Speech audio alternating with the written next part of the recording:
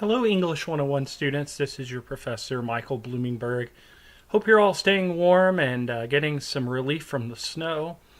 I want to thank you for a successful first week of the semester as we're now ready to engage in week 2.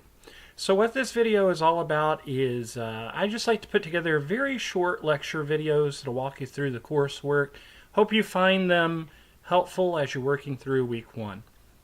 So I am on Blackboard and I'm on the navigation side. I'm going to click on course content and I'm going to go ahead and click on the week 2 folder. As you can see, I've already put together a video for week 2 that will walk you through the coursework, so feel free to check that out. I think you'll find it helpful. And the week 2 coursework sheet is there. What we're going to focus in on concerns the readings. So I'm going to go ahead and click there. And you'll notice that both the Starting with Inquiry and the No Logo article are both located in the Readings folder as PDF files. There's also just a little fun sheet I put together for you called Logo Identification Handout. Have some fun with that. I'll be interested to check in on the discussion board this week to see how you did. Try not to cheat, by the way, on that. I know the answers are located at the bottom, but try to tally your score, see how you do in terms of identifying these brands.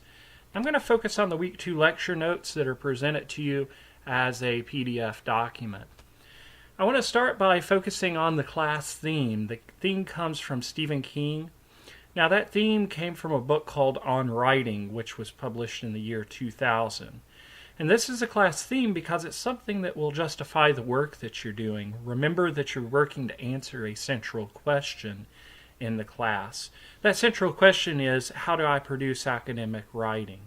And so King's quote from the book On Writing begins the first step in answering our central question. He says that if you want to be a writer, you must do 2 things above all others: read a lot and write a lot. So there's really no shortcut that you can take. It's not a very glamorous quote. But then again, King is a writer who has sold millions of copies of his books, and his books have been translated into numerous languages. So we're looking at a pretty successful source here, but it's really what we're talking about is practice and the fact that practice makes better. So do embrace that theme. I think you'll find it helpful if you do. And so we're going to look at the Starting with Inquiry reading first, and I have just posed some questions that I think will help your understanding of the article. Of course, what this reading is about is academic writing and what it means and how you can focus your attention in becoming a better academic writer. So the first question is, what is academic writing? And focus on pages 1 through 2 of the PDF file. And you'll see that the PDF file is numbered for you. The second question is, why is it important to learn academic writing? Again, see pages 1 and 2. I don't want to give away the answers in this video, but I will spend some time in the discussion board focusing on these areas. What are some challenges involved in learning academic writing? Again, pages 1 and 2 will help you explore that question. Habits of the mind are addressed in the reading. See page 3 in particular to learn more about what those habits of the minds are and how they're important to academic writing. What is critical thinking? Again, see page 3. Of course, I'm having you think about that a little bit on the discussion board this week, so I'll be interested in reading what you have to say. What are the 4 key academic habits of the mind? See pages 4 all the way through the end of the reading as they're sprinkled throughout the inquiry reading. What is the writing process and how will you be using it in this class? See pages 12 through the end of the reading. Now, regarding the second question, how you're going to be using it in the class, I'm going to address that verbally here in the video, but we will spend more time exploring that next week. Generally speaking, in the class, we're going to treat each draft as a standalone draft, which means that you need to do your first draft, your editing, revising, proofreading before you turn in the final copy. And I'm only really looking to grade a final copy. But each of you will be given 1 rewrite to use throughout the semester, but I'll give you more details of that as we get into next week. Again, that's week 3. And so those are some things that I've challenged you to think about when you're looking at the inquiry reading. And again, we'll explore some of the specifics of it in the discussion board this week. Bear in mind that the discussion board is our way of interacting in the class, in addition, of course, to having assignments there. So it's sort of our class discussion.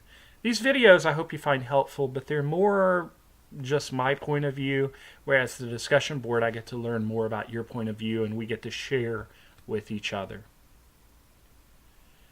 All right, we're going to move on to the no logo reading, and you can see that Naomi Klein is the author, and she is a real life person who happens to still be alive. She's not very old either, and you'll see a picture of her in the lecture notes. Just some things to know about Klein, and I think these things will help you out when you're thinking of the quiz this week. She is a Canadian author, social activist, and filmmaker known for her political analyses and criticism of corporate globalization and of corporate capitalism. Now I want to stress to you that I don't necessarily agree with her views politically, and you're free to agree or disagree with them. But I always think it's important to know what an author's slant is as you're studying that author and his or her writing. So you will note that with regards to Klein. Now, she is best known for No Logo. That is a book that she wrote, and your selection was taken from that book, but it is just an excerpt, or in other words, a portion of that book, and a very small one at that. She had a paternal grandfather that was an animator for Disney. Now, he was later fired from Disney and went on to work at a shipyard. Now, there's nothing in the world wrong with working at a shipyard. In fact, I admire hard blue-collar workers who try to provide for their families. There's nothing wrong with it. In fact, I think in our society today that should be commended. But it is interesting to note how he went from a glamorous position at Disney to perhaps a less glamorous position at the shipyard.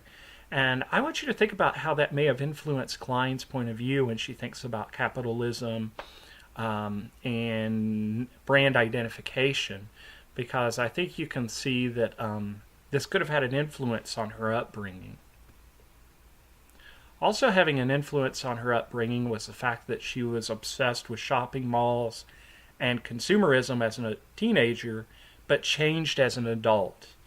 And what seems to be her attitude about designer labels and name brands today, just so you're clear, that question refers to Klein in the present as an adult writing the book, not when she was obsessed with shopping malls.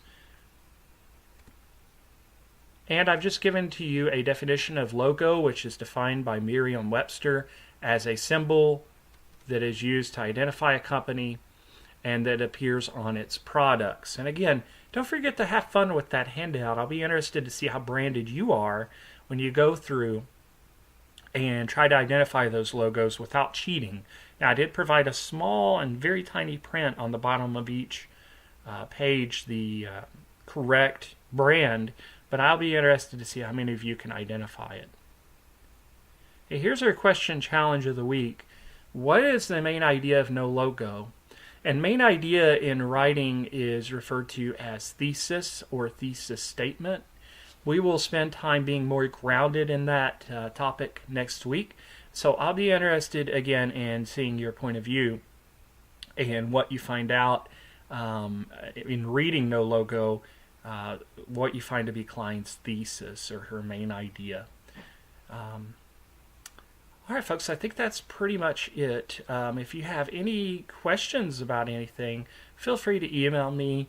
We will continue our discussion and lectures as it will in the discussion board. So remember, that's our key area of exploring each week's ideas. But if you have questions, email me. Hope you found this lecture video helpful. And good luck as you go through this week's assignments.